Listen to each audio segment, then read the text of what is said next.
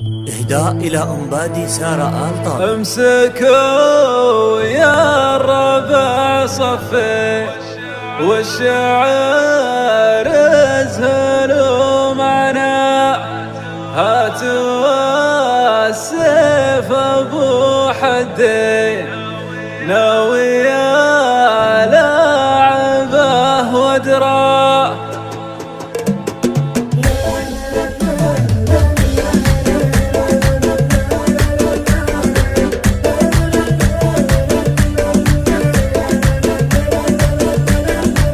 امسكوا يا الربع صفين والشعر ازهلوا معنا، هاتوا السيف ابو حدين ناوي لاعبه ودران، فهي العين والخدين لعنب وشامته محلى، لعنب وشامته محلى، وزين ومعرب الجدين يطربه مدحي ويهوى.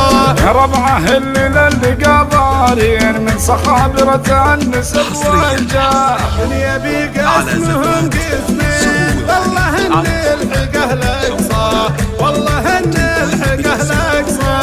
العبي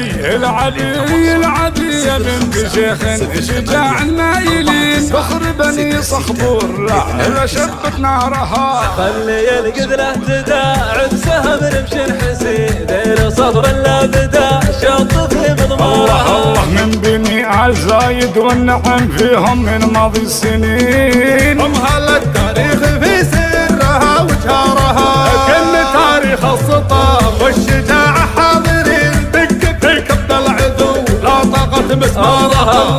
الله اللي عزنا زود عقل وزود زين، شامخات وعزة النفس من مقدارها، كانها بالطيب والزين والعلم الرزين الطعمية خذت بصفة خيارها. في زمننا في زمان الجدود الاولين، الفعايل ما يرد الزمان اخبارها.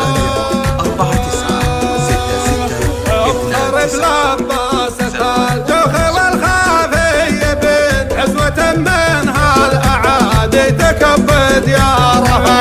أهل الردات راعي الهامل ولاهم كعامل عايلين، كل دار اللي ضربوها يطير غبارها. غطر في يساره يا بنت الكايدين، وسك من بالفعايل تبين اخبارها. أهل الردات راعي الهامل ولاهم كعامل عايلين، كل دار اللي ضربوها يطير غبارها. غطر في يساره هي بنت الكايدين، وسقوم بالفعايل شبين اذكارها.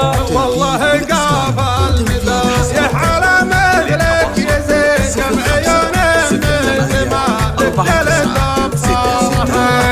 والصخابرة تفاخر بفعل الشامخين. ربعها اللي في المواقف الحمر انظارها، من سلايل لابث